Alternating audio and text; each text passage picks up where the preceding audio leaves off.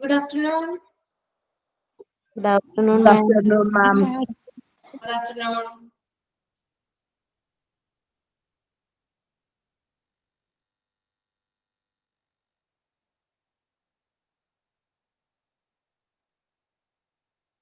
കഴിഞ്ഞ ക്ലാസ്സിൽ പറഞ്ഞിട്ടുണ്ടായിരുന്നു ഒരു ചെറിയൊരു ടോപ്പിക്കും കൂടി വരുന്നുണ്ട്.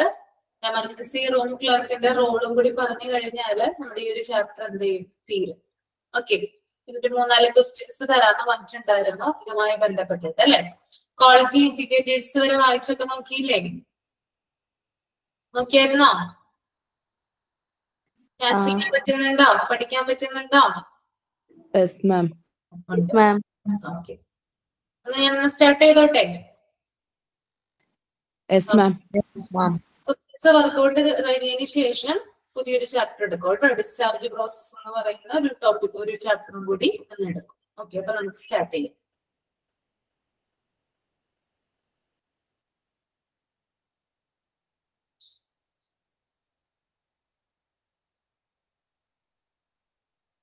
ഓക്കെ, ശ്രദ്ധിക്കുക കേട്ടോ.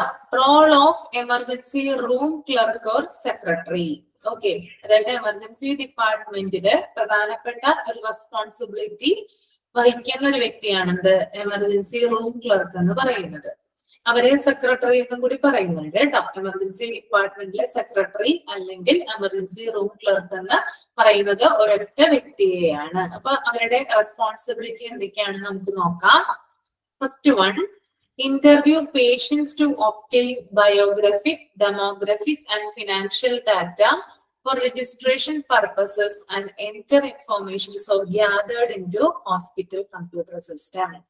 ഒരു പേഷ്യന്റ് എമർജൻസി ഡിപ്പാർട്ട്മെന്റിൽ വന്നു കഴിഞ്ഞാല് അയാളുടെ ബേസിക് ഡീറ്റെയിൽസ്, പേര്, അഡ്രസ്സ്, ഫോൺ നമ്പർ മുതലായിട്ടുള്ള കാര്യങ്ങള്, കൂടാതെ അദ്ദേഹം മുൻപ് ഏതെങ്കിലും ഒരു ഹോസ്പിറ്റൽ ട്രീറ്റ്മെന്റ് എടുത്തിട്ടുണ്ടെങ്കിൽ അതുമായി ബന്ധപ്പെട്ട കാര്യങ്ങള്, ദെൻ അദ്ദേഹത്തിന്റെ റിസൾട്ടുകൾ, ബ്ലഡ് ടെസ്റ്റിന്റെ ആവാം, MRI ആവാം, അല്ലെങ്കിൽ എക്സ്റേയുടെ ആവാം, ഇതിന്റെയൊക്കെ റിസൾട്ടുകൾ എടുത്ത് എന്ത് ചെയ്യുന്നു, കളക്ട് ചെയ്യുകയും അത് റെക്കോർഡ് ചെയ്ത് വെക്കുന്നത് അല്ലെങ്കിൽ റിപ്പോർട്ട് ചെയ്ത് വെക്കുന്നത് ആരാണ്?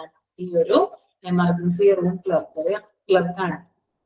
അതുകൂടാതെ അദ്ദേഹത്തിന്റെ ഫിനാൻഷ്യൽ ഡാറ്റ, അദ്ദേഹത്തിന്റെ ഇൻകം എത്രയാണ്, അദ്ദേഹത്തിന്റെ ജോലി എന്താണ്, അങ്ങനെയുള്ള കാര്യങ്ങളൊക്കെ റെക്കോർഡ് ചെയ്തിട്ട് എന്ത് ചെയ്യുന്നു, ഈ വിവരങ്ങളൊക്കെ കമ്പ്യൂട്ടറിൽ എൻട്രി ചെയ്യുന്നത് എമർജൻസി റൂം ക്ലർക്കാണ്.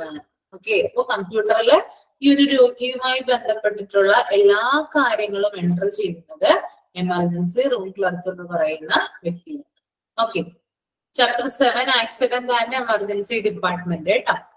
ഇനി രണ്ടാമത്തെ പോയിന്റ് ആണ് register emergency room patients, file, retrieve medical records for the emergency room physician, responsible for processing emergency room admissions. Okay, അതായത് എമർജൻസിയിൽ വരുന്ന പേഷ്യൻസിനെ രജിസ്റ്റർ ചെയ്യുന്നു, കൂടാതെ എമർജൻസിയിൽ ഇരിക്കുന്ന ഡോക്ടേഴ്സിന് അവരുടെ ഫയല് പാസ് ചെയ്യുന്നു, ദെൻ എമർജൻസിയിലെ പ്രോസസ്സിംഗ്, അതായത് ഓരോ പ്രൊസീജിയേഴ്സും കാര്യങ്ങളും, അതായത് റൂം അഡ്മിഷനുമായി ബന്ധപ്പെട്ടിട്ടുള്ള കാര്യങ്ങളൊക്കെ നടത്തുന്നത് ആരാണ്?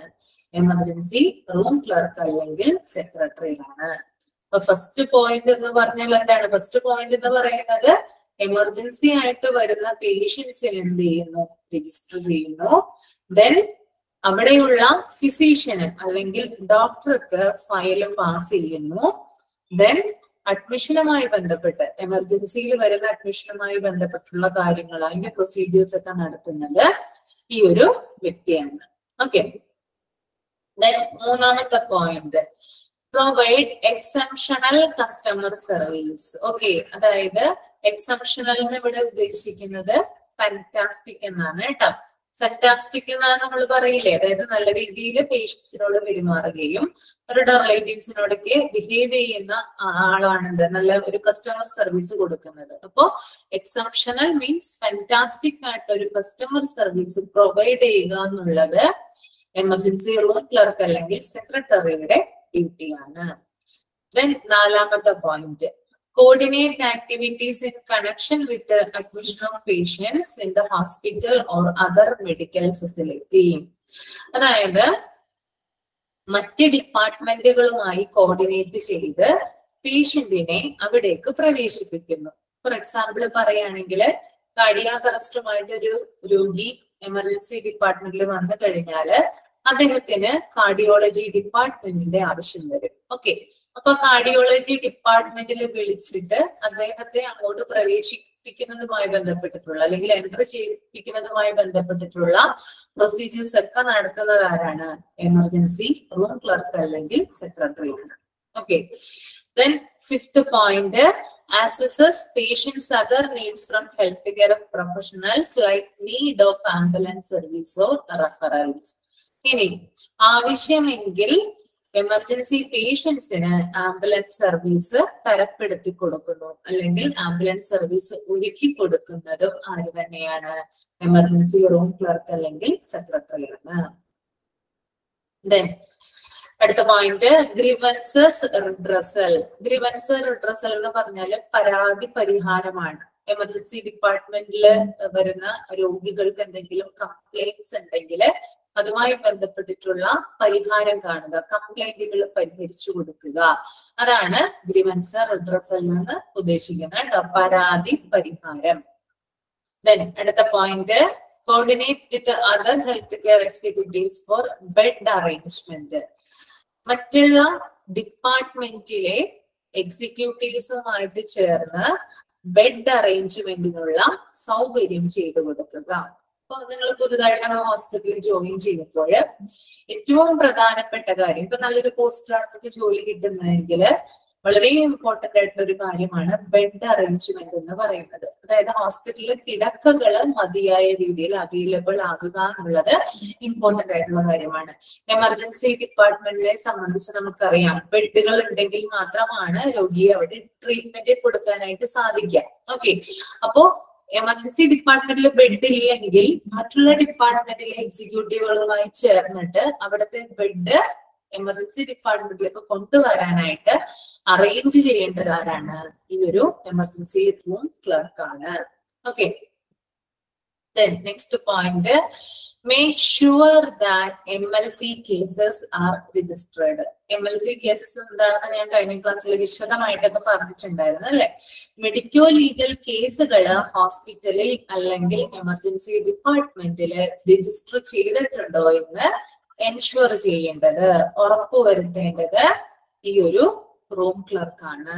ഓക്കെ, എന്തെങ്കിലും അറിയാം, കാരണം പല അവിടെ വരുന്ന ഒട്ടുമിക്ക കേസുകളിലും പലതും MLC ആയിരിക്കുള്ളൂ. ഓക്കെ, ആക്സിഡന്റ് ആയിട്ടും അതുപോലെ തന്നെ പോയിസണിംഗ് ആയിട്ടൊക്കെ ധാരാളം പേര് ഇവിടെ വരാറുണ്ട്, ഈ ഡിപ്പാർട്ട്മെന്റിൽ വരാറുണ്ട്. അതുകൊണ്ട് തന്നെ ആ വരുന്ന കേസുകൾ പ്രോപ്പർ ആയിട്ട് രജിസ്റ്റർ ചെയ്തിട്ടുണ്ടോ എന്ന് ചെക്ക് ചെയ്യേണ്ടത് ആരാണ്? അത് ഈ ഒരു റൂം ക്ലർക്കാണ്. Then next point, maintenance of records like DAMA patients. DAMA പേഷ്യൻസിന്റെ റെക്കോർഡുകൾ കീപ്പ് ചെയ്യുക. എന്താണ് ഡാമ? ഒന്ന് കമന്റ് ചെയ്തേ നിങ്ങൾ. ഡാമ എന്താ? ഡാമ പേഷ്യന്റ് എന്ന് പറഞ്ഞാൽ ആരാണ് ഉദ്ദേശിക്കുന്നത് ഇവിടെ?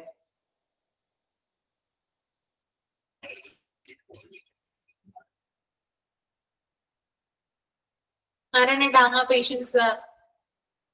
കമന്റ് ചെയ്തേ. ആർക്കും അറിയില്ലേ ഡാമ പേഷ്യൻസ് ആരാ? കേട്ടിട്ടില്ല ഇതുവരെ? ആരും കമന്റ് ചെയ്യുന്നില്ല. ഓക്കെ, റംസിയ, ചാപ്റ്ററിന്റെ പേര് 7 ആണ്, ആക്സിഡന്റ് ആൻഡ് എമർജൻസി ഡിപ്പാർട്ട്മെന്റ് കേട്ടോ. കഴിഞ്ഞ ക്ലാസ്സിൽ ഞാൻ എടുത്തതിന്റെ തുടർച്ചയാണ് ഇപ്പൊ എടുക്കുന്നത്. ഓക്കെ, ഡാമ പേഷ്യന്റ് എന്ന് പറയുന്നത് ഡിസ്ചാർജുമായി ബന്ധപ്പെട്ടിട്ടുള്ള പേഷ്യൻസിനെയാണ് നമ്മൾ ഡാമ പേഷ്യൻസ് എന്ന് പറയുന്നത്. ഡാമയുടെ ഫുൾ ഫോം വരുന്നത് നമ്മൾ ഡിസ്ചാർജിൽ കൂടുതൽ ഇത് എക്സ്പ്ലനേഷൻ പറയൂ കേട്ടോ. ഡാമ എന്ന് പറയുന്നത് ഡിസ്ചാർജ് എഗെയിൻസ്റ്റ് മെഡിക്കൽ അഡ്വൈസ് ആണ്. ഡിസ്ചാർജ് എഗെയിൻസ്റ്റ് മെഡിക്കൽ അഡ്വൈസ്, ആ പേരിന് തന്നെ നമുക്ക് ഊഹിക്കാം അല്ലെ. ഡിസ്ചാർജ് എഗെയിൻസ്റ്റ് മെഡിക്കൽ അഡ്വൈസ് എന്താ അർത്ഥമാക്കുന്നത്? അതായത് ഡോക്ടറുടെ മെഡിക്കൽ അഡ്വൈസിന് വിപരീതമായിട്ട്, ഓപ്പോസിറ്റ് ആയിട്ട് ഡിസ്ചാർജ് ചെയ്ത് പോകുന്നവരാണെന്ത്? ഡാമ പേഷ്യൻസ് എന്ന് പറയുന്നത്. ഡോക്ടറുടെ ഒപ്പീനിയൻ പ്രകാരമായിരിക്കില്ല ആര് പോകുന്നത്? അവിടെയുള്ള പേഷ്യൻസ് പോകുന്നത്, മറിച്ച് അവർ സ്വയം ഇഷ്ടപ്രകാരം പോകുന്നതാണ് ഡാമ എന്ന് പറയുന്നത്.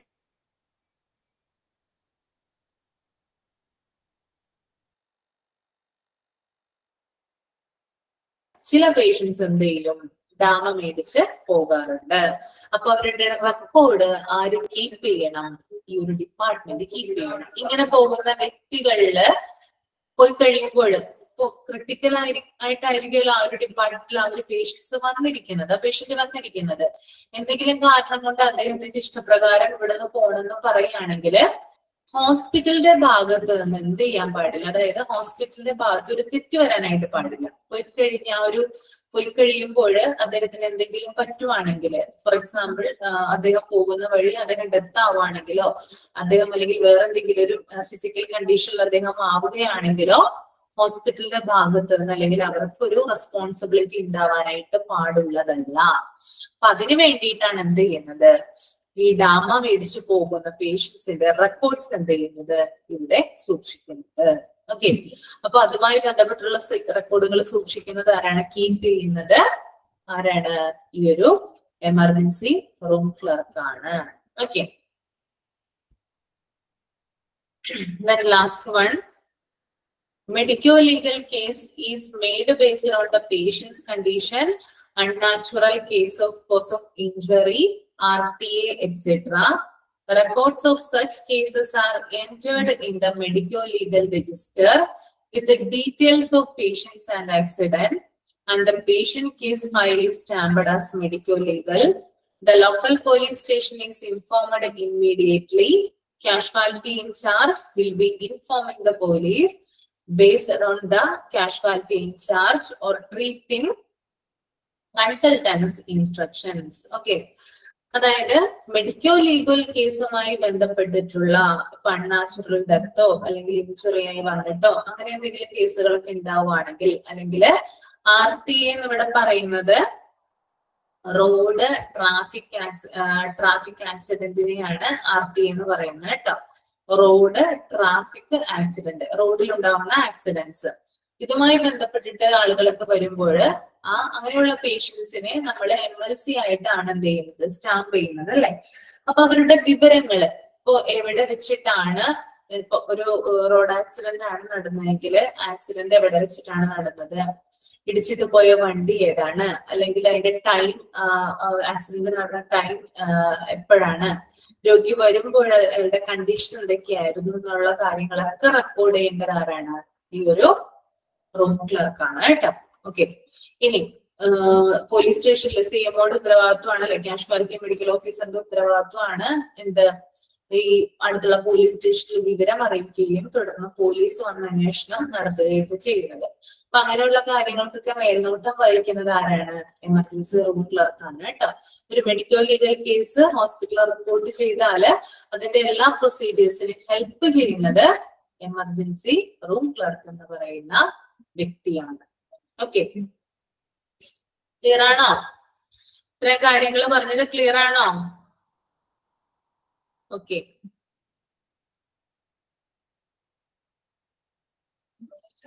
ലാസ്റ്റ് പോയിന്റ് എന്ന് പറയുന്നത് മെഡിക്കൽ ലീഗൽ കേസുമായി ബന്ധപ്പെട്ടിട്ടുള്ള എല്ലാ കാര്യങ്ങളും. ഒരു ആക്സിഡന്റ് പറ്റിയൊരു രോഗി വരികയാണെങ്കിൽ അദ്ദേഹത്തിന്റെ, അതായത് ആ ഇൻസിഡന്റ് നടന്ന സ്ഥലം, ആ ടൈം, എന്താണ് ഇൻസിഡന്റ് നടക്കാനുള്ള കാരണം, അങ്ങനെയുള്ള കാര്യങ്ങളൊക്കെ റെക്കോർഡ് ചെയ്യുന്നത് ഈ ഒരു എമർജൻസി റൂം ക്ലർക്ക് ആണെന്ന് നമുക്ക് വേണമെങ്കിൽ പറയാം. ഓക്കെ ഓക്കെ, ആദ്യം തുടങ്ങി ഒന്നുകൂടി ഞാൻ പറയാം, മനസ്സിലാവാത്തവരുണ്ടെങ്കിൽ ഒന്നുകൂടി ഒന്ന് നോട്ട് ചെയ്ത് പോവാം കേട്ടോ.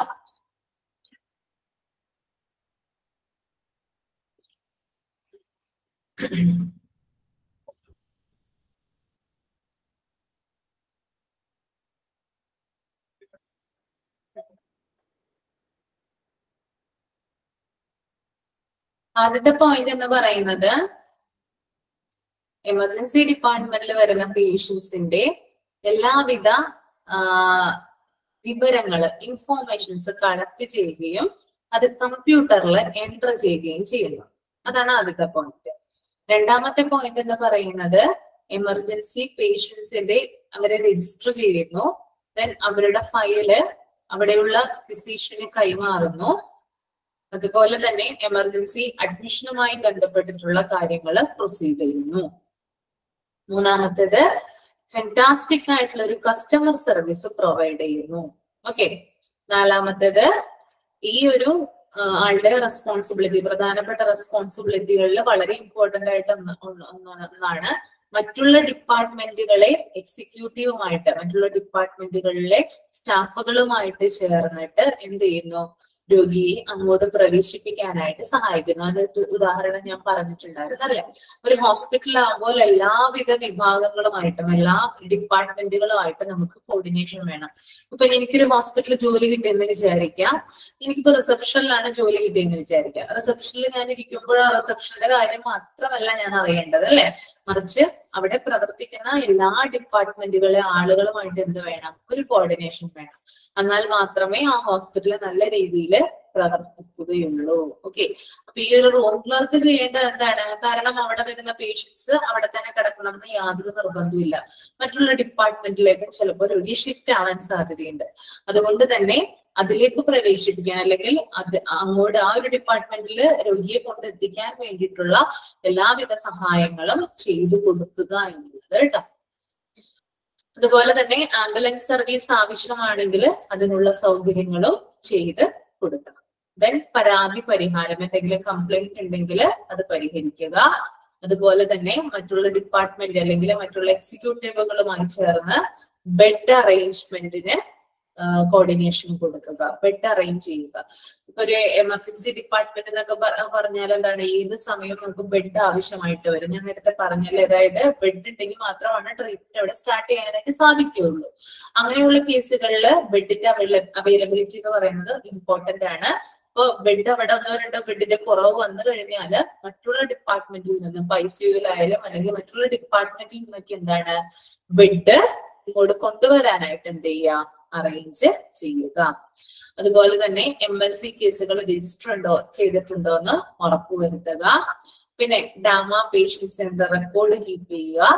ദെൻ മെഡിക്കോ ലീഗൽ കേസുകളിൽ വന്നിട്ടുള്ള, ഇപ്പോ എന്തെങ്കിലും ഒരു റോഡ് ആക്സിഡന്റ് സംഭവിച്ചിട്ടോ അല്ലെങ്കിൽ അൺനാച്ചുറൽ ആയിട്ടുള്ള ഒരു ഡെത്ത് ഉണ്ടായിട്ടോ അങ്ങനെയുള്ള സംഭവങ്ങളൊക്കെ ഉണ്ടായിട്ടുണ്ടെങ്കിൽ ആ ഇൻസിഡന്റ് നടന്നത് എവിടെയാണ്, അതിന്റെ സ്പോട്ട് എവിടെയാണ്, ടൈം എന്താണ്, രോഗി വരുമ്പോൾ രോഗിയുടെ കണ്ടീഷൻ എന്തായിരുന്നു, ഇതുമായി ബന്ധപ്പെട്ടുള്ള എല്ലാ കാര്യങ്ങളും എന്ത് ചെയ്യണം, കീപ്പ് ചെയ്യേണ്ടത്. ആ വിവരങ്ങളൊക്കെ കളക്ട് ചെയ്ത് കീപ്പ് ചെയ്യേണ്ടത് ഈ ഒരു സെക്രട്ടറി ആണെന്ന് ഓർത്തിരിക്കാം. ക്ലിയർ ആണോ? Okay.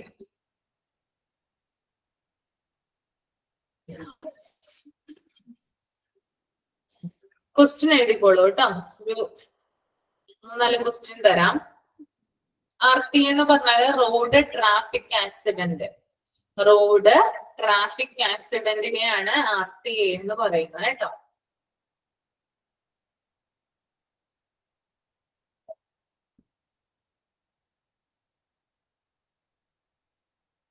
First question, in triage, okay, priority to includes dash. In triage, priority to includes dash.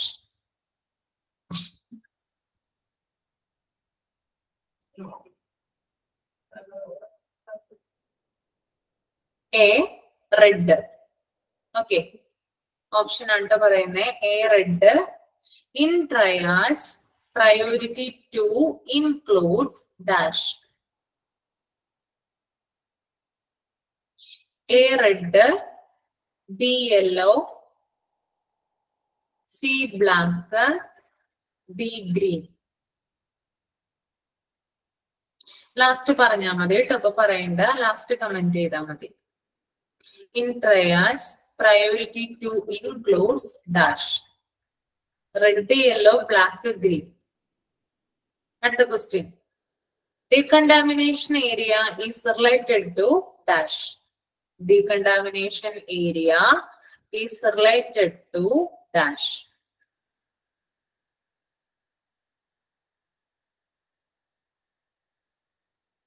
Option A, severe head injury. Severe head injury. Option B, stroke. Option B, stroke. Decontamination area is related to dash. Decontamination area is related to dash. A, severe head injury.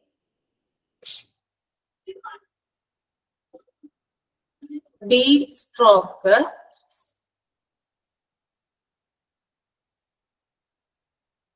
C, chemical explosion. D, chest pain.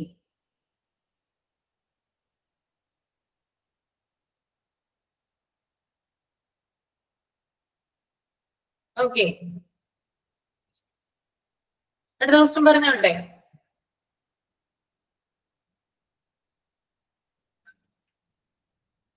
Which of the following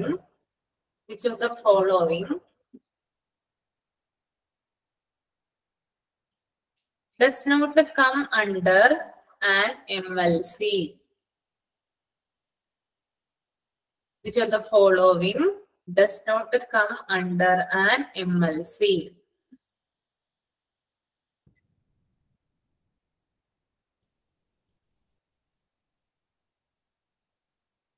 Option A, rape. Option A, rape. Option B, trauma.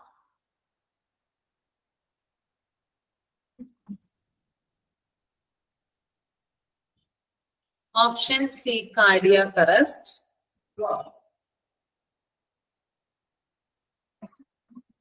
Option D, poisoning. Option D, poisoning.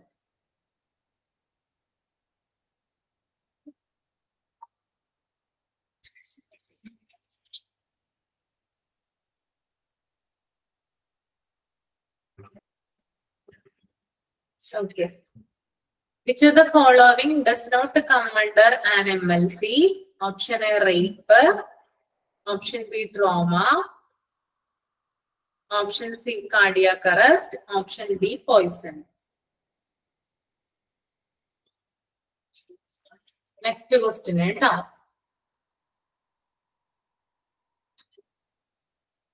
Which of the following is an example of Which of the following is an example of yellow category? Yellow category.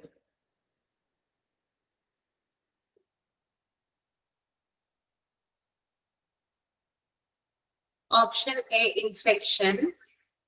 Option A, infection.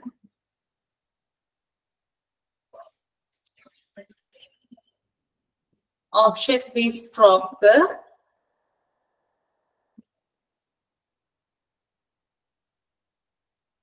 Option C, headache.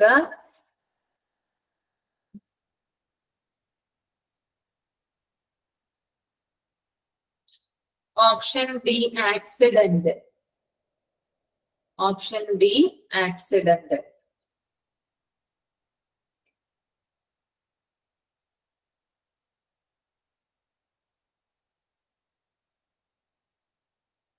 Then next question. Then option Dama means dash. Dama means dash. Full form Dama full form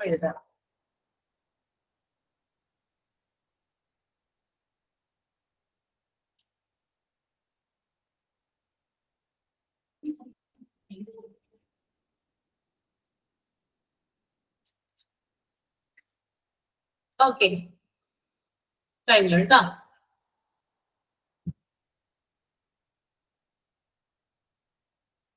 അപ്പൊ ആദ്യത്തെ ചോദ്യങ്ങള് പറഞ്ഞ ക്വസ്റ്റ്യൻസിനൊക്കെ ഒന്ന് comment ചെയ്യട്ടോ.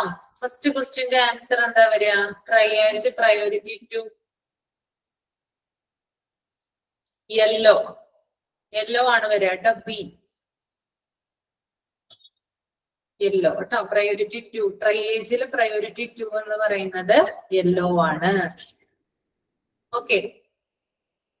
Then decontamination area is related to dash.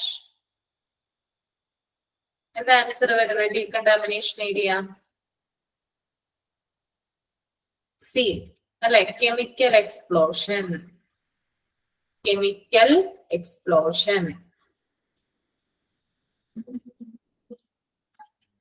ഇനി അടുത്തത്, which of the following does not come under an MLC? ഏതാ വരിക? MLCയുടെ പരിധിയിൽ വരാത്തത് ഏതാ? Cardiac arrest. ഓക്കെ.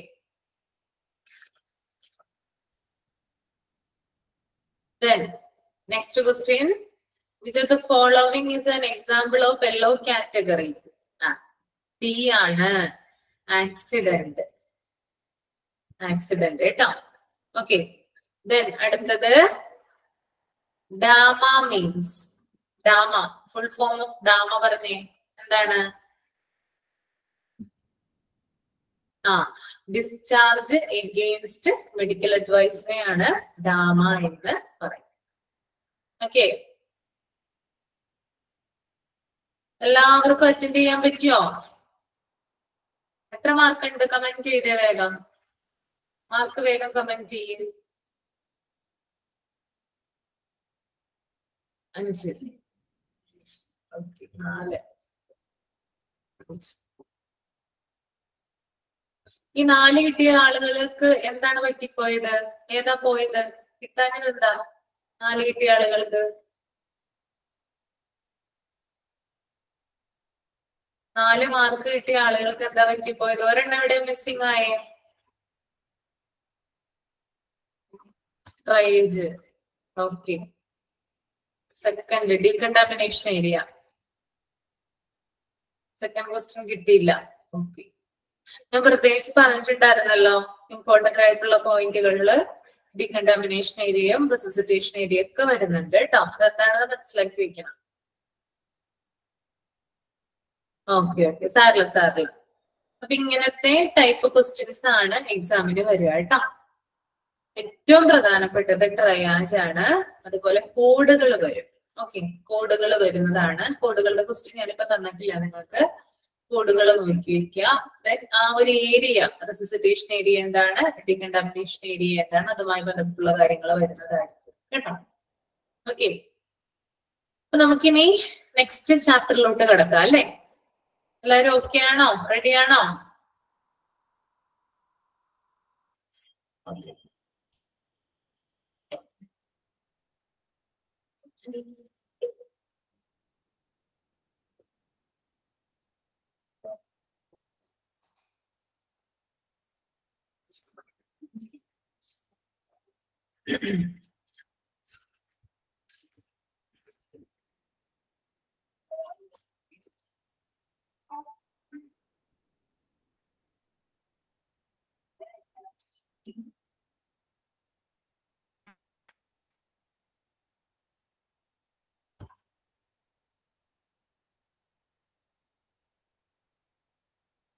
നോട്ട് കണ്ടോ?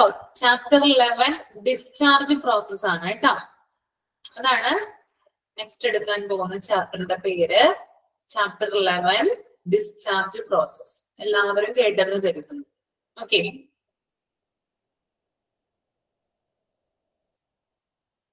ഡിസ്ചാർജ് എന്താണെന്നൊക്കെ എല്ലാവർക്കും അറിയാം. ആരെങ്കിലും ഒരു പ്രാവശ്യം ഹോസ്പിറ്റലിൽ അഡ്മിറ്റ് ആയിട്ടുണ്ടെങ്കിൽ എന്തായാലും ഡിസ്ചാർജ് ചെയ്തിട്ടുണ്ടാവും അല്ലെ? അപ്പൊ ഡിസ്ചാർജിന്റെ പ്രൊസീജിയേഴ്സ് ആണ്. എങ്ങനെയാണ് ആ ഒരു പ്രൊസീജിയർ ഹോസ്പിറ്റലിൽ നടക്കുന്നത് എന്നതിനെ കുറിച്ചിട്ടാണ് ഈ ഒരു ചാപ്റ്ററിൽ ഡീറ്റെയിൽ ആയിട്ട് കൊടുത്തിരിക്കുന്നത്. ഓക്കെ. ഒരു ഇൻട്രൊഡക്ഷൻ കൊടുത്തിട്ടുണ്ട് അവിടെ. ആദ്യം തന്നെ ഒരു ഇൻട്രൊഡക്ഷൻ കൊടുത്തിട്ടുണ്ട്. അത് ഞാൻ വായിച്ചിട്ടൊന്ന് എക്സ്പ്ലെയിൻ ചെയ്തുതരാം.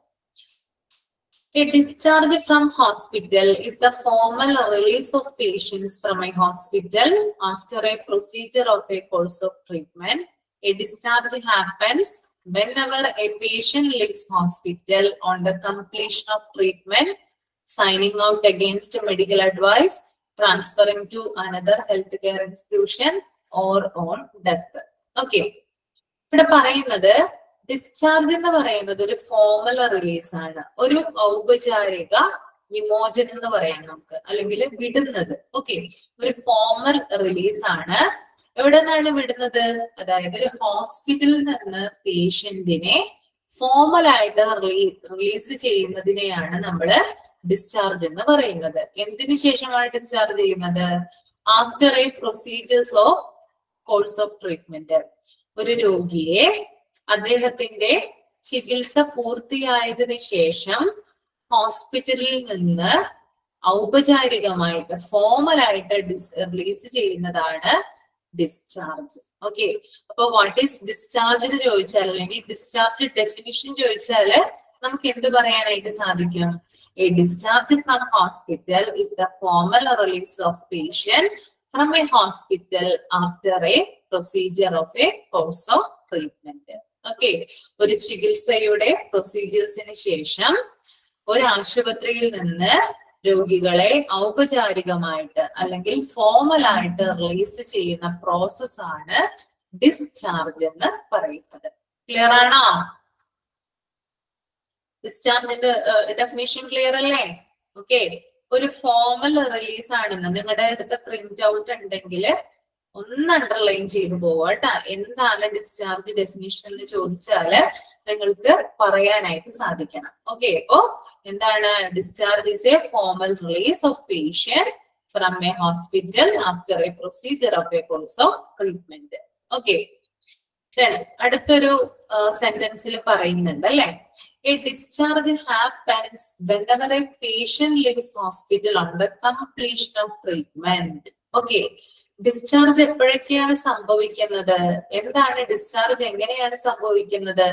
ആദ്യത്തെ പോയിന്റ് എന്ന് പറഞ്ഞാല് എന്താണ് നമ്മൾ പറഞ്ഞല്ലേ, അതായത് patient leaves hospital on the completion of treatment. ഒരു രോഗിയുടെ ചികിത്സ പൂർത്തിയാവുകയാണെങ്കിൽ അദ്ദേഹത്തെ എന്ത് ചെയ്യാം? നമുക്ക് ഡിസ്ചാർജ് ചെയ്യാം. ഡിസ്ചാർജ് സംഭവിക്കുന്നത് എങ്ങനെയൊക്കെയാണെന്നാണ് ഞാനിപ്പോ പറയുന്നത്. ആദ്യത്തേതെന്ന് പറയുന്നത് ഒരു രോഗിയുടെ ട്രീറ്റ്മെന്റ് കംപ്ലീറ്റ് ആവുകയാണെങ്കിൽ നമുക്ക് ഡിസ്ചാർജ് കൊടുക്കാം. ഇനി രണ്ടാമത്തത് signing out against medical advice. Signing out against medical അഡ്വൈസിന്റെ ഷോർട്ട് ഫോം ആണ് സാമ. നമ്മൾ നേരത്തെ ഒരു ഡാമ പറഞ്ഞില്ലേ, ഡിസ്ചാർജ് അഗെയിൻസ്റ്റ് മെഡിക്കൽ അഡ്വൈസ്. അതുപോലെ തന്നെയാണ് എന്ത് വരുന്നത്? Signing out against medical advice. അതായത് ഡോക്ടറുടെ ഒപ്പീനിയനെതിരായിട്ട് അല്ലെങ്കിൽ അദ്ദേഹത്തിന്റെ അഭിപ്രായത്തിനെതിരായിട്ട് രോഗി സ്വന്തം ഇഷ്ടപ്രകാരം ഹോസ്പിറ്റൽ വിട്ടു പോകുന്നതാണ് എന്ത്? Signing out medical advice. Okay, അപ്പോ രണ്ട് കാര്യങ്ങൾ പറഞ്ഞല്ലേ. ആദ്യത്തെ പോയിന്റ് എന്ന് പറയുന്നത് സാധാരണ ഒരു എന്താ പറയുക, ഇപ്പൊ ഒരു എക്സാമ്പിൾ പറയുകയാണെങ്കിൽ എനിക്കൊരു പനി വന്നെന്ന് വിചാരിക്കാം. പനി വന്നു കഴിഞ്ഞാൽ ഞാൻ നേരെ ഡോക്ടറെ കാണും അല്ലെ. അപ്പൊ ഡോക്ടർ പറയാണ് അഡ്മിറ്റ് ആവാൻ പറയുകയാണെങ്കിൽ ഞാൻ അഡ്മിറ്റ് ആയി. അപ്പൊ ഡോക്ടർക്ക് മുൻകൂട്ടി ഒരു ധാരണയുണ്ടാവും, കാരണം എന്ത് തരത്തിലുള്ള പനിയാണെന്നൊക്കെ അദ്ദേഹത്തിന് അറിയാനായിട്ട് സാധിക്കും. അദ്ദേഹം എനിക്ക് 7 ദിവസത്തെ ആന്റിബയോട്ടിക്സ് പ്രിഫർ ചെയ്യാണ്. അപ്പൊ ആ ആന്റിബയോട്ടിക്സ് കഴിച്ചു കഴിഞ്ഞ്, അതായത് ആ ഒരു കോഴ്സ് കഴിഞ്ഞാൽ മാത്രമേ എന്നെ അവിടുന്ന് ഡിസ്ചാർജ് ആവുള്ളൂ അല്ലെ, ഡിസ്ചാർജ് ആക്കുള്ളൂ. ഓക്കെ, അപ്പൊ അതാണ് ഫസ്റ്റ്. ഇനി രണ്ടാമത്തത് സൈനിങ് ഔട്ട് മെഡിക്കൽ അഡ്വൈസ് ആണ്. ഓക്കെ, എന്റെ തന്നെ ഉദാഹരണം പറയാം. അതായത് ഞാൻ അവിടെ പനിക്ക് ഹോസ്പിറ്റലിൽ എന്താണ് അഡ്മിറ്റ് ആയി കിടക്കാണ് അല്ലെ, അതായത് ഞാൻ അവിടെ ട്രീറ്റ്മെന്റ് എടുത്ത് കിടക്കാണ്. പക്ഷെ എനിക്ക് ആ ട്രീറ്റ്മെന്റിനോട് യോജിപ്പില്ല, കാരണം എനിക്കത് സാറ്റിസ്ഫൈഡ് അല്ല. അങ്ങനെ ആവുമ്പോ എന്ത് ചെയ്യും? ഞാൻ എന്റെ ഇഷ്ടപ്രകാരം അവിടെ നിന്ന് പോരും. അതാണ് എന്ത്? സൈനിങ് ഔട്ട് മെഡിക്കൽ അഡ്വൈസ് എന്ന് പറയുന്നത്. ഇനി മൂന്നാമത്തത് transferring to another health care institution. ഇനി എന്തെങ്കിലും ഒരു കാരണവശാല് രോഗിയെ നിലവിൽ ചികിത്സിച്ചിട്ടുള്ള ഹോസ്പിറ്റലിൽ നിന്ന് വേറെ ഹോസ്പിറ്റലിലേക്ക് ഷിഫ്റ്റ് ചെയ്യുന്നതും എന്ത് തന്നെയാണ്? ഡിസ്ചാർജ് തന്നെയാണ്.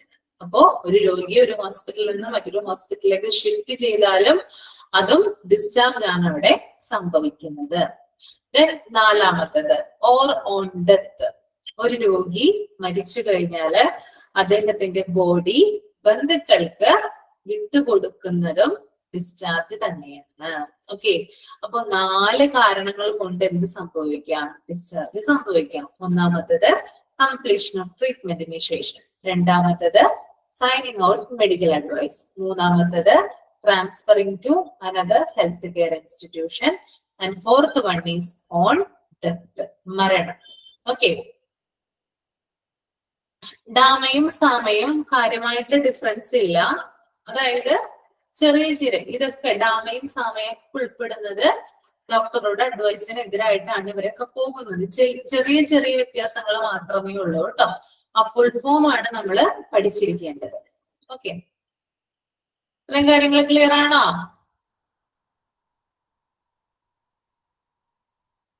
ഓക്കെ.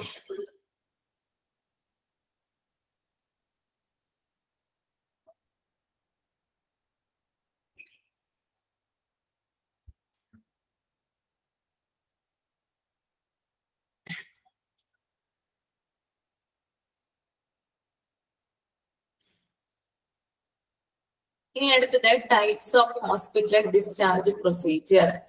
എത്ര ടൈപ്പിലുള്ള ഹോസ്പിറ്റൽ ഡിസ്ചാർജ് പ്രൊസീജിയർ ആണുള്ളത്? ആദ്യത്തെ കൊടുത്തിരിക്കുന്നുണ്ട് റൂട്ടീൻ ഡിസ്ചാർജ്. റൂട്ടീൻ ഡിസ്ചാർജ് എന്ന് പറഞ്ഞാൽ എന്താണ്? നോർമൽ ഡിസ്ചാർജ് ആണ് കേട്ടോ. സാധാരണ നമ്മളൊക്കെ എല്ലാവരും പോകുന്നത് ഹോസ്പിറ്റലിൽ ഭൂരിഭാഗവും കാണാനായിട്ട് സാധിക്കുന്നത് റൂട്ടീൻ ഡിസ്ചാർജ് ആണ്. Okay.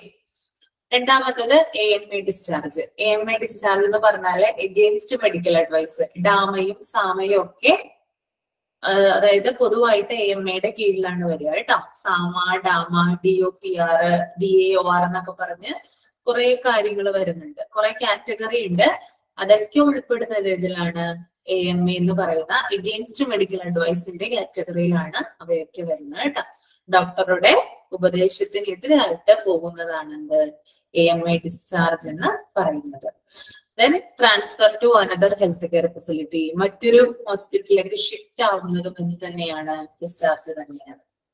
Then discharge to hospice palliative care. ഇപ്പൊ പാലിയേറ്റീവ് കെയർ പോലുള്ള കേന്ദ്രങ്ങളിലേക്കൊക്കെ കൊണ്ടുപോകുന്ന അങ്ങനെയുള്ള സെന്ററുകളിലേക്കൊക്കെ കൊണ്ടുപോകുന്നതും ഡിസ്ചാർജ് തന്നെയാണ്. അപ്പോ 4 ടൈപ്പ് ഡിസ്ചാർജ് പ്രൊസീജിയേഴ്സ് ഉണ്ട്. ഒന്ന് റൂട്ടീൻ ഡിസ്ചാർജ്, 2 AMA ഡിസ്ചാർജ്, മൂന്നാമത്തത് transfer to another health care facility, and fourth one is discharge to hospice palliative care. Okay. ഇനി നമുക്ക് നോക്കാം എന്താണ് റൂട്ടീൻ ഡിസ്ചാർജ് എന്ന് നോക്കാം. ഓക്കെ. റൂട്ടീൻ ഡിസ്ചാർജ് എന്ന് പറഞ്ഞു കഴിഞ്ഞാല് പ്ലാൻഡ് ഡിസ്ചാർജ് ആണ്. ഓക്കെ. ഒരു പ്ലാൻഡ് ഡിസ്ചാർജ് ആണ് ഓൺ ദ അഡ്വൈസ് ഡോക്ടേഴ്സ്. അപ്പോ ആ പേരിൽ തന്നെ ഉണ്ട് അല്ലെ. അതായത് നോർമൽ ഡിസ്ചാർജ് ആണ്. അതുകൂടാതെ ഇതൊരു പ്ലാൻഡ് ഡിസ്ചാർജ് ആണ്. ഒരു രോഗി വരികയാണ്, ഹോസ്പിറ്റലിൽ വരികയാണ്. ഹോസ്പിറ്റലിൽ വരുമ്പോൾ അദ്ദേഹത്തെ അഡ്മിറ്റ് ചെയ്യാണ്. അഡ്മിറ്റ് ചെയ്യുമ്പോൾ തന്നെ അവിടെയുള്ള ഡോക്ടർക്കും, അതായത് അദ്ദേഹത്തെ പരിശോധിച്ച ഡോക്ടർക്കും കൂടാതെ അവിടെയുള്ള ഒരു മെഡിക്കൽ ടീമിനും അറിയാനായിട്ട് സാധിക്കും ഈ രോഗി എത്ര ദിവസമാണ് ഇവിടെ കിടക്കുന്നത്. അവർക്ക് കൃത്യമായിട്ട് എന്തുണ്ടാവും? ഒരു പ്ലാൻ ഉണ്ടാവും. ആ രോഗിയെ അഡ്മിറ്റ് ചെയ്യുന്നത് മുതൽ ഡിസ്ചാർജ് ചെയ്യുന്നവരെയുള്ള ട്രീറ്റ്മെന്റും കാര്യങ്ങളും വ്യക്തമായിട്ട് എന്തുണ്ടാവും? ഒരു പ്ലാൻ ഉണ്ടാവും. അതുകൊണ്ട് തന്നെ സാധാരണ ഡിസ്ചാർജിനെയാണ് നമ്മൾ എന്ത് പറയുന്നത്? റൂട്ടീൻ ഡിസ്ചാർജ് എന്ന് പറയുന്നത്. ഓക്കെ. ഇത് ഡോക്ടറുടെ ഇഷ്ടപ്രകാരമാണ് ഈ ഡിസ്ചാർജ് നടക്കുന്നത്. ഓക്കെ. ഡോക്ടർ സാറ്റിസ്ഫൈഡ് ആവണം. പേഷ്യന്റിന്റെ കണ്ടീഷനിൽ ഡോക്ടർ സാറ്റിസ്ഫൈഡ് ആയാൽ മാത്രമാണ് ഡോക്ടർ എന്ത് കൊടുക്കുക? രോഗിക്ക് ഡിസ്ചാർജ് അനുവദിക്കുകയുള്ളൂ. ഓക്കെ. ഇപ്പൊ ഡോക്ടറുടെ ഇഷ്ടപ്രകാരമാണ് അല്ലെങ്കിൽ അഡ്വൈസ് പ്രകാരമാണ് ഈ ഡിസ്ചാർജ് കൊടുക്കുന്നത്. ഓക്കെ. ഇവിടെ പറയുന്നുണ്ട് routine discharge is referred to as the process of patient being discharged from a hospital or healthcare facility after getting medical treatment or care. The healthcare team will then provide the patient with information about their condition, medication, follow-up care, and any lifestyle changes necessary for them. Okay. അതായത് വൈദ്യ ചികിത്സയോ പരിചരണമോ ലഭിച്ചതിന് ശേഷം ഒരു രോഗിയെ ആശുപത്രിയിൽ നിന്നോ ആരോഗ്യ സംരക്ഷണ കേന്ദ്രത്തിൽ നിന്നോ ഡിസ്ചാർജ് ചെയ്യുന്ന പ്രക്രിയയാണ് എന്ത്? റൂട്ടീൻ ഡിസ്ചാർജ് എന്ന് പറയുന്നത്. ഒരു രോഗി രോഗവുമായി വന്നു കഴിഞ്ഞാല് അദ്ദേഹത്തിന് ആവശ്യമായിട്ടുള്ള മെഡിക്കൽ ട്രീറ്റ്മെന്റ് കൊടുത്തതിന് ശേഷം അദ്ദേഹത്തിന്റെ കണ്ടീഷൻ ഒന്ന് സ്റ്റേബിൾ ആയതിനു ശേഷം അദ്ദേഹത്തെ പുറത്തേക്ക് വിടുന്ന പ്രോസസ് ആണ് എന്ത്? റൂട്ടീൻ ഡിസ്ചാർജ് എന്ന് പറയുന്നത്. ഓക്കെ. ദെൻ ഈ ഒരു ഡിസ്ചാർജില് നമുക്ക് കാണാൻ കഴിയുന്ന ചില ഫീച്ചേഴ്സ് ഉണ്ട്. അതും കൂടി അവിടെ കൊടുത്തിട്ടുണ്ട് കേട്ടോ. സാധാരണ മറ്റ് ഡിസ്ചാർജുകളിൽ നമുക്കിത് കാണാനായിട്ട് സാധിക്കില്ല. പക്ഷെ റൂട്ടീൻ ഡിസ്ചാർജിലാണ് ഈ ഒരു ഫീച്ചേഴ്സ് നമുക്ക് കാണാൻ സാധിക്കുകയുള്ളൂ. ഓക്കെ. റൂട്ടീൻ ഡിസ്ചാർജ് ചെയ്യുന്ന ഒരു പേഷ്യന്റ് ആണെങ്കിൽ ആ പേഷ്യന്റിന് വേണ്ടിയിട്ടുള്ള അതായത് മരുന്നുകൾ, ഓക്കെ, പേഷ്യന്റിന് വേണ്ടിയിട്ടുള്ള മെഡിക്കേഷൻസ് ആര് പറഞ്ഞു കൊടുക്കുന്നുണ്ട്? ആ ഹോസ്പിറ്റൽ അതോറിറ്റി അല്ലെങ്കിൽ ആ ഹോസ്പിറ്റൽ മെഡിക്കൽ കെയർ ടീം പറഞ്ഞു കൊടുക്കുന്നുണ്ട്. ദെൻ അതുപോലെ തന്നെ പേഷ്യന്റ് കണ്ടീഷൻ എന്താണ്, അത് ഇന്ന കാര്യങ്ങൾ നിങ്ങൾ ശ്രദ്ധിക്കണം എന്നും കൂടി അവര് പറഞ്ഞു കൊടുക്കുന്നുണ്ട്. കൂടാതെ അവര് വീട്ടിൽ ചെന്ന് കഴിഞ്ഞാല് വീട്ടിൽ അവര് പാലിക്കേണ്ട, അതായത് അവര് ഫോളോ ചെയ്യേണ്ട ചില ഇൻസ്ട്രക്ഷൻസും കാര്യങ്ങളും കൂടി ആര് പറഞ്ഞു കൊടുക്കുന്നുണ്ട്? ഈ മെഡിക്കൽ ടീം പറഞ്ഞു കൊടുക്കുന്നുണ്ട്.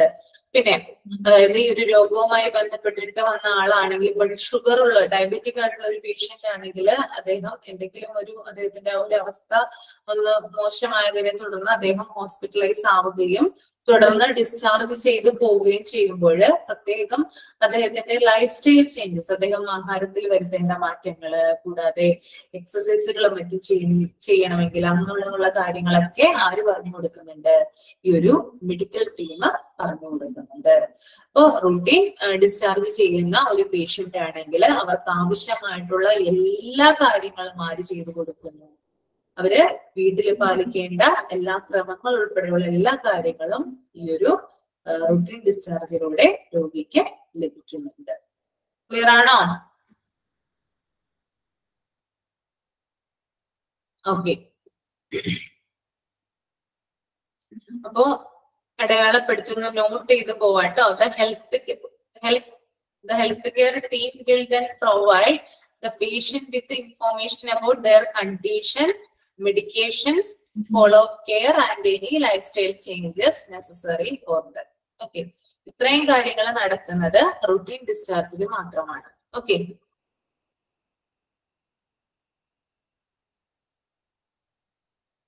നമുക്ക് അടുത്തത് നോക്കാം. AMA discharge. Okay. AMA discharge എന്ന് പറഞ്ഞാൽ എന്താണ്? എഗെയിൻസ്റ്റ് മെഡിക്കൽ അഡ്വൈസ് ആണ് അല്ലെ? AMA discharge indicates against medical advice, discharge which occurs when a patient takes a decision to leave a hospital or healthcare facility before their treatment is complete. Against the advice of their healthcare provider, AMA discharge may occur for a variety of reasons, including a desire to leave the hospital early, disagreement with the recommended treatment plan, or defect with the quality of care. Okay. Medical ഉപദേശത്തിനെതിരായി അല്ലെങ്കിൽ ഡോക്ടറുടെ ഉപദേശത്തിനെതിരായുള്ള discharge ആണ് എന്ത്? AMA discharge എന്ന് പറയുന്നത്. Okay.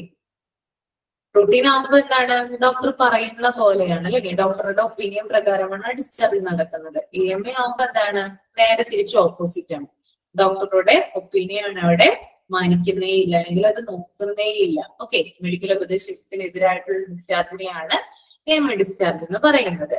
ഒരു രോഗി അവരുടെ ചികിത്സ പൂർത്തിയാക്കുന്നതിന് മുമ്പ് ഒരു ആശുപത്രി അല്ലെങ്കിൽ ആരോഗ്യ സംരക്ഷണ കേന്ദ്രം വിടാനായിട്ട് തീരുമാനിക്കും. ഓക്കെ. ഇപ്പൊ ഒരു 7 ദിവസത്തെ ആന്റിബയോട്ടിക് ട്രീറ്റ്മെന്റ് ആണെങ്കിൽ ഒരു 3-4 ദിവസം കഴിയുമ്പോൾ തന്നെ രോഗി നിശ്ചയിക്കുകയാണ്, എനിക്ക് ഇവിടുന്ന് പോകണം എന്ന് നിശ്ചയിക്കുകയാണ്. അത് പ്രകാരം ഹോസ്പിറ്റൽ അതോറിറ്റി അറിയിക്കുകയാണ്, എനിക്കിവിടെ അഡ്മിറ്റ് ചെയ്യാനായിട്ട് ഉള്ള ഒരു ഇൻട്രസ്റ്റ് ഇല്ല, എനിക്ക് എത്രയും പെട്ടെന്ന് പോകണം എന്ന് പറഞ്ഞാല് അത് രോഗി തന്നെ തീരുമാനിക്കുന്നതാണ്. അപ്പൊ അതിനെയാണ് എന്ത് പറയുന്നത്? AMA ഡിസ്ചാർജ് എന്ന് പറയുന്നത്. ഓക്കെ. ഇനി ഡോക്ടറുടെ അഡ്വൈസിനെതിരായിട്ടാണ് ഇത് സംഭവിക്കുന്നതെന്ന് പറഞ്ഞു. ഇനി AMA ഡിസ്ചാർജിന് പല കാരണങ്ങളുണ്ട്. വെറൈറ്റി ഓഫ് റീസൺസ് ആണ് എന്തിനു പറയാനുള്ളത്? AMA ഡിസ്ചാർജിന് ഉള്ളത്. ഇവിടെ പ്രത്യേകം അത് മെൻഷൻ ചെയ്തിട്ടുണ്ട്. AMA discharge may occur for a variety of reasons, including desire to leave the hospital early. അതില് ആദ്യത്തെ റീസൺ എന്ന് പറയുന്നത് എന്താണ്? അതായത് രോഗിക്ക് നേരത്തെ ആശുപത്രി വിടാനുള്ള ഒരു ആഗ്രഹം, including a desire to leave the hospital early. ഇപ്പൊ ചില രോഗികളുണ്ട്, അവർക്ക് തീരെ താല്പര്യം ഉണ്ടാവില്ല ഹോസ്പിറ്റലിൽ കിടക്കാനായിട്ട്. പ്രായമായ ചില വ്യക്തികളൊക്കെ, പ്രായമായിട്ടുള്ള ചില പേഷ്യൻസിനൊക്കെ നമ്മളത് കാണാറുണ്ട്. ഒട്ടും ഇഷ്ടമുണ്ടാവില്ല, അവർക്ക് അവരുടെ വീട്ടിൽ കിടന്നാലേ ഉറക്കം വരുള്ളൂ, അങ്ങനെയൊക്കെ ചില പേഷ്യൻസ് പറയാറുണ്ട്. ഓക്കെ. രോഗികള് അപ്പൊ അങ്ങനെയുള്ള പേഷ്യൻസ് ഹോസ്പിറ്റലിൽ വന്നു കഴിയുമ്പോൾ 2-3 ദിവസം കിടക്കും. അതിനുശേഷം അവർക്ക് തോന്നുവാണ് എനിക്ക് ഇവിടെ അല്ലെങ്കിൽ ഇതുമായിട്ട് ഇങ്ങനെ സെറ്റ് ആവില്ല, ഉടനെ തന്നെ വീട്ടിലേക്ക് തിരിച്ചു പോകണമെന്ന് തോന്നുവാണ്. അങ്ങനെയുള്ള ഒരു ആഗ്രഹം വന്നു കഴിഞ്ഞാൽ അവർ പിന്നെ അവിടെ നിൽക്കില്ല, ഡോക്ടറോട് നിർബന്ധപൂർവം ഡിസ്ചാർജ് മേടിച്ച് പോകാറാണ് പതിവ്. ഓക്കെ, അപ്പൊ അതാണ് എന്ത് ഒരു റീസൺ എന്ന് പറയുന്നത്. ഓക്കെ, രോഗിയിൽ എന്താണ് ഒട്ടും, അതായത് നേരത്തെ തന്നെ ആ ഒരു ഹോസ്പിറ്റലിൽ വിടാനുള്ളൊരു ആഗ്രഹം. ഇനി രണ്ടാമത്തെ പോയിന്റ് എന്ന് പറയുന്നത്, രണ്ടാമത്തെ റീസൺ എന്താണ്? ഡിസഗ്രിമെന്റ് വിത്ത് റെക്കമെൻഡഡ് ട്രീറ്റ്മെന്റ് പ്ലാൻ. ഓക്കെ, അതായത് രോഗിക്ക് കൊടുക്കുന്ന ട്രീറ്റ്മെന്റില് സാറ്റിസ്ഫൈഡ് അല്ലാതെ വരിക. ഓക്കെ, രോഗി അവിടെ കിടന്നു, ഇപ്പൊ ഒരാഴ്ചയാണ് കിടക്കാൻ പറയുന്നതെങ്കിൽ 3-4 ദിവസം കഴിയുമ്പോഴത്തേക്ക് രോഗിക്ക് തോന്നുവാണ് തന്റെ കണ്ടീഷനിൽ അധികം മെച്ചമൊന്നുമില്ല, താൻ ബെറ്റർ ആയിട്ടില്ല എന്ന് രോഗിക്ക് തോന്നുവാണ്. ട്രീറ്റ്മെന്റും കാര്യങ്ങളും ഇവര് നല്ല രീതിയിൽ ചെയ്യുന്നില്ല എന്ന് രോഗി സ്വയം ചിന്തിക്കുകയാണ്. ആ ഒരു സ്റ്റേജ് ആവുമ്പോൾ രോഗി പറയും, എന്താ പറയാ, ആ ഒരു ഹോസ്പിറ്റൽ അതോറിറ്റിയോട് പറയും അവിടെ നിന്ന് പോകണം എന്ന് പറയും. ഓക്കെ, രണ്ടാമത്തേന്ന് പറഞ്ഞാൽ ട്രീറ്റ്മെന്റുമായിട്ട് യോജിക്കാത്തതാണ്. ഓക്കെ, മൂന്നാമത്തെ പോയിന്റ് എന്ന് പറയുന്നത് defect with the quality of care, അതായത് ഗുണനിലവാരത്തിൽ ഉണ്ടാകുന്ന വ്യത്യാസം. ചില ഹോസ്പിറ്റലിൽ നല്ല രീതിയിലുള്ള കെയർ ആയിരിക്കില്ല കൊടുക്കുന്നത്, ക്വാളിറ്റി ഓഫ് കെയർ ആയിരിക്കില്ല കൊടുക്കുന്നത്. അപ്പൊ നല്ല രീതിയിലുള്ള ഒരു രോഗി പരിചരണം കിട്ടിയില്ല എങ്കിൽ എന്ത് ചെയ്യും? രോഗി അവിടെ കിടക്കാനായിട്ട് താല്പര്യപ്പെടില്ല. ഓക്കെ, രോഗിക്ക് എന്താണ്, അതായത് കുറെ പൈസ കൊടുത്ത് നമ്മളവിടെ അഡ്മിറ്റ് ആയി നമ്മളവിടെ കിടക്കുവാണ്, അപ്പൊ നമുക്ക് അതിനനുസരിച്ചിട്ടുള്ള ഒരു പരിചരണം നമുക്ക് അവിടെ കിട്ടുന്നില്ലെങ്കിൽ നമ്മളവിടെ കിടന്നിട്ട് കാര്യമുണ്ടോ? ഒരിക്കലും ഇല്ലല്ലോ. അപ്പൊ അങ്ങനെയുള്ള ഒരു സ്റ്റേജിൽ എത്തുമ്പോൾ രോഗി എന്ത് ചെയ്യും? ഡിസ്ചാർജ് വാങ്ങി പോകും. അപ്പൊ ഈ 3 റീസൺ കൊണ്ടാണ് AMA സംഭവിക്കുന്നത്. ഫസ്റ്റ് പോയിന്റ് എന്ന് പറഞ്ഞാൽ എന്താണ്? Including a desire to leave the hospital early, അതാണ് ആദ്യത്തെ പോയിന്റ്. രണ്ടാമത്തെ റീസൺ എന്താണ്? Disagreement with the recommended treatment plan. And മൂന്നാമത്തേത് defect with the quality of care. Okay, clear ആയെന്ന് കരുതുന്നത് കേട്ടോ. ഓക്കെ ആണോ? ക്ലിയർ ആയോ? ഓക്കെ, നല്ല ചാപ്റ്റർ അല്ലേ? പോയിന്റുകളുള്ള ചാപ്റ്റർ അല്ലേ? ഓക്കെ, ഞാനിപ്പോ മൈക്ക് ഓൺ ചെയ്യുവാണ്. എന്തെങ്കിലും ഡൗട്ട് ഉണ്ടെങ്കിൽ ചോദിക്കാം കേട്ടോ. ഇത്രയും വരെ എടുക്കുന്നുള്ളൂ. ഒന്ന്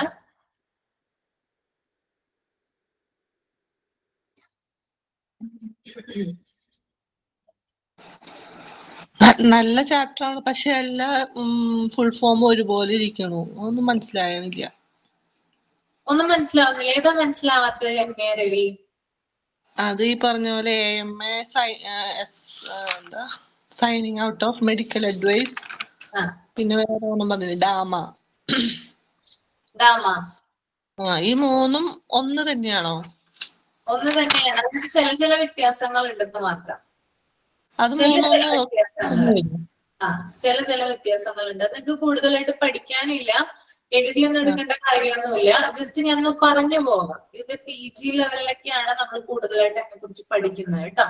സമയായാലും ഡാമയായാലും എന്നാലും ചിലത് ഞാൻ പറഞ്ഞു തരാം, നിങ്ങൾക്ക് ഒന്ന് അറിഞ്ഞിരിക്കാൻ വേണ്ടിയിട്ട്.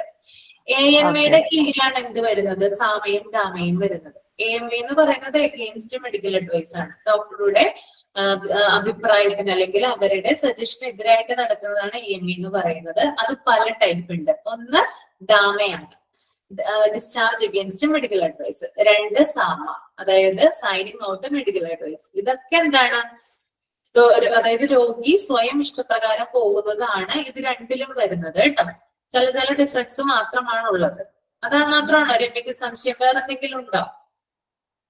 ഇല്ല, അത് 3ഉം ഒരുപോലെ ഇരിക്കണ. എന്താ എനിക്ക് തെറ്റിയതാണോന്ന് തോന്നി, അതാണ്. ഇല്ല, AMA എന്ന് പറഞ്ഞു, അതായത് AMA എന്ന് പറഞ്ഞാൽ എഗെയിൻസ്റ്റ് മെഡിക്കൽ അഡ്വൈസ്. അതിന്റെ അണ്ടറിലാണ് സാമയും ഡാമയും ഒക്കെ വരിക. ഓക്കെ, ഞാനത് കുറച്ചൊരു 6 എണ്ണം എഴുതിയിട്ടുണ്ട്. അതിന്റെ ഇത് ഞാൻ അടുത്ത ക്ലാസ്സിലും തരാം. അപ്പൊ നിങ്ങൾക്ക് ആ ഒരു ഡിഫറൻസ് എന്താണെന്ന് മനസ്സിലാവും കേട്ടോ. ഇതിനകത്ത് മെൻഷൻ ചെയ്തിട്ടില്ല, ഇതിനകത്ത് പ്രത്യേകം പറഞ്ഞിട്ടില്ല. എന്നാലും നിങ്ങൾക്കൊന്ന് മനസ്സിലാവാൻ വേണ്ടിയിട്ട് ബാക്കിയുള്ള ഫുൾ ഫോം കാര്യങ്ങളൊക്കെ ഒന്ന് പറഞ്ഞുതരാം. ഓക്കെ, അപ്പൊ കൂടുതൽ ക്ലിയർ ആവാം. അടുത്ത എന്തെങ്കിലും ഡൗട്ട് ഉണ്ടെങ്കിൽ ചോദിക്കുക കേട്ടോ.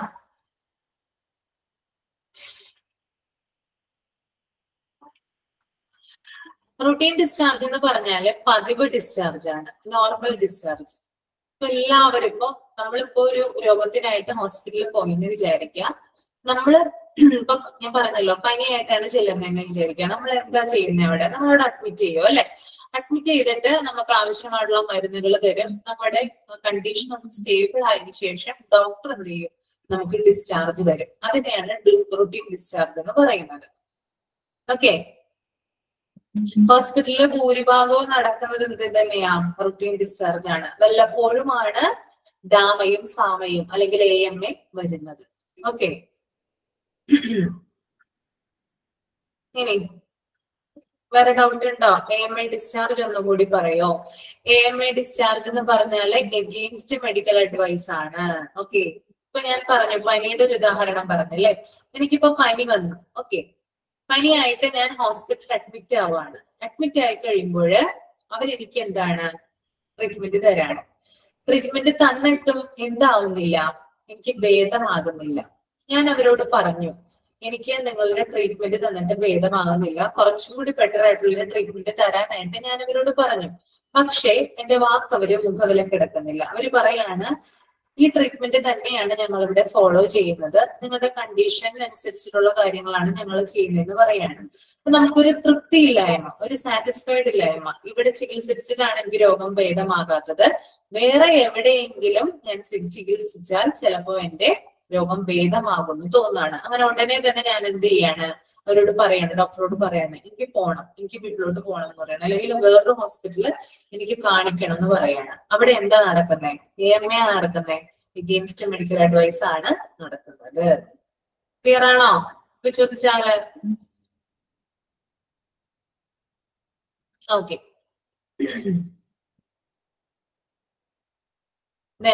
ഇനി എന്തെങ്കിലും ഡൗട്ട് ഉണ്ടോ? മാം ഒരു ഡൗട്ട് ഉണ്ടായിരുന്നു. ആ, ഇപ്പൊ AMA കാര്യം പറഞ്ഞിട്ടില്ലേ?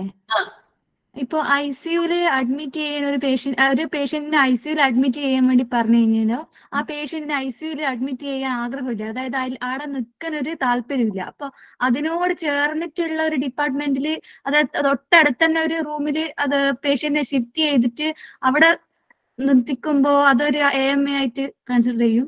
ഇല്ല, അത് വരില്ല.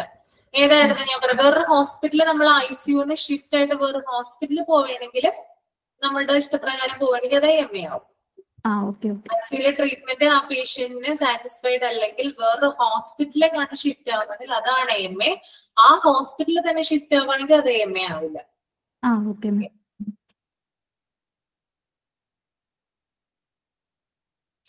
ഓക്കെ, ഞാൻ നിങ്ങളെ കൊണ്ട് ഓരോരുത്തരെ കൊണ്ട് പറയിപ്പിക്കാം.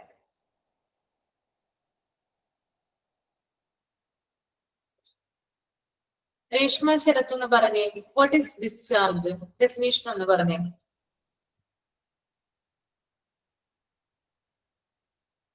What is discharge? ആരെങ്കിലും ഒരാൾ പറയൂട്ടോ. എന്താ ഡിസ്ചാർജ്? ഡെഫിനേഷൻ എന്തായിരുന്നു പറഞ്ഞേനെ? സോറി മാം, കട്ടായി പോയതാണ്. ആ, രേഷ്മ, ഡിസ്ചാർജ് എന്ന് പറഞ്ഞു മോളെ. എന്താണ് ഡിസ്ചാർജ്? Discharge എന്ന് പറഞ്ഞാൽ discharge from hospitals, the normal release of the patient. Release of patient from a hospital. From hospitals after a procedure of the course of treatment. Course of treatment. അതിനെയാണ് എന്ത് പറയുന്നത്? Discharge എന്ന് പറയുന്നത്. Discharge 4 കാരണങ്ങൾ കൊണ്ട് സംഭവിക്കാന്ന് പറയുന്നുണ്ട്. ഏതൊക്കെയാണ് 4 കാരണങ്ങള്? 4 അതെ, 4 ഉണ്ട്. ഏതൊക്കെയാണത് ഒന്ന് പറഞ്ഞ രേഷ്മ തന്നെ. 4 കാരണങ്ങൾ കൊണ്ട് ഡിസ്ചാർജ് സംഭവിക്കാം. ഡിസ്ചാർജ് സംഭവിക്കുന്നത് എപ്പോഴൊക്കെയാണ്? ഒന്ന് signing out against medical advice. പിന്നെ ട്രാൻസ്ഫറിങ് അനദർ ഹോസ്പിറ്റല്. പിന്നെ ഡെത്ത്. പിന്നെ ഒരെണ്ണം കൂടി ഉണ്ടല്ലോ, ആദ്യത്തെ ഒരു പോയിന്റ് വിട്ടായിരുന്നു. Normal discharge. Normal discharge, completion of ട്രീറ്റ്മെന്റിന് ശേഷം എന്ത് സംഭവിക്കാം? ഡിസ്ചാർജ് സംഭവിക്കും. അപ്പൊ completion of treatment, sliding out against medical advisor, transfer to another healthcare institution on death. Okay. Then what പറയാ? മുല്ലാമുത്തു. മുല്ലാമുത്തു തന്നെയാണോ പേര്? മുല്ല അല്ല. അല്ലല്ലേ? ഓക്കെ. പേരെന്താ? പേര് Jannathul Fousiya. Types of hospital discharge procedure എന്ന് പറഞ്ഞേ, എത്ര തരമുണ്ട്? Types of hospital discharge procedure 4 type. Routine discharge, first routine discharge, AMA discharge, transfer of another health care facility,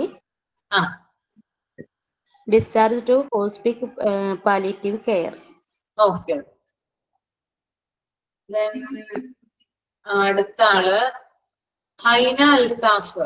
ഹൈന ആളുണ്ടോ അവിടെ? ഹൈന. ഓക്കെ മോളെ, റൂട്ടീൻ ഡിസ്ചാർജ് ഒന്ന് എക്സ്പ്ലെയിൻ ചെയ്തേ. റൂട്ടീൻ ഡിസ്ചാർജ് എന്ന് പറഞ്ഞാൽ പ്ലാൻഡ് ആയിട്ടുള്ള ഡിസ്ചാർജ് ആയിരിക്കും. ട്രീറ്റ്മെന്റ് ഒക്കെ കഴിഞ്ഞതിന് ശേഷം ഡോക്ടറിന്റെ അഡ്വൈസ് പ്രകാരമായിരിക്കും ഇത് ഡിസ്ചാർജ് നടത്തുന്നത്. എന്താണ് റൂട്ടീൻ ഡിസ്ചാർജ് കൊടുക്കുമ്പോ, അതായത് റൂട്ടീൻ ഡിസ്ചാർജ് നൽകുന്ന ഒരു വ്യക്തിക്ക് എന്തൊക്കെ ഇതാണ് അവർ പ്രൊവൈഡ് ചെയ്യുന്നത്? Medications, information about their conditions, follow up care and any lifestyle changes necessary for them. Okay. Then അടുത്ത ആരാ പറയാ? AMA ഡിസ്ചാർജ് ഒരാള് പറയൂ. ഹർഷ.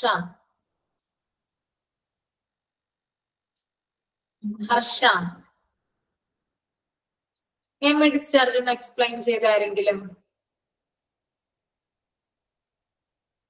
ആരാ പറയാ AMA ഡിസ്ചാർജ്? രമ്യ.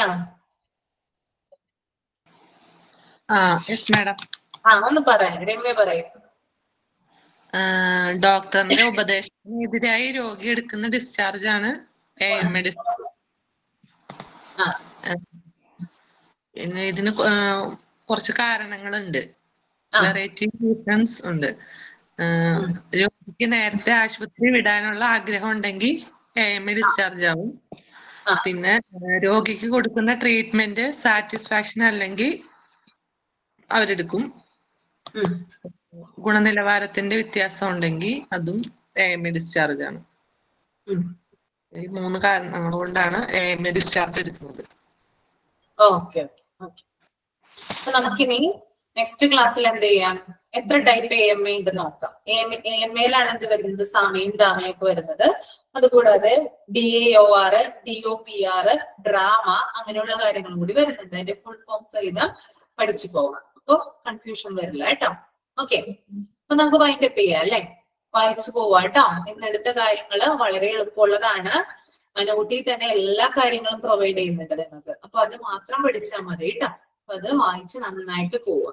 കാരണങ്ങൾ, റീസൺസ് പഠിക്കുക, എന്തുകൊണ്ടാണ് സംഭവിക്കുന്നതെന്ന് പഠിക്കുക, അങ്ങനെയുള്ള കാര്യങ്ങളൊക്കെ പഠിച്ചു. ഓക്കെ, അപ്പൊ വൈൻഡപ്പ് ചെയ്യാൻ കേട്ടോ. Thank you. Okay ma'am, thank you. Thank you.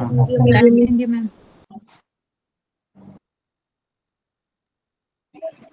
Thank you, miss. Thank you, miss.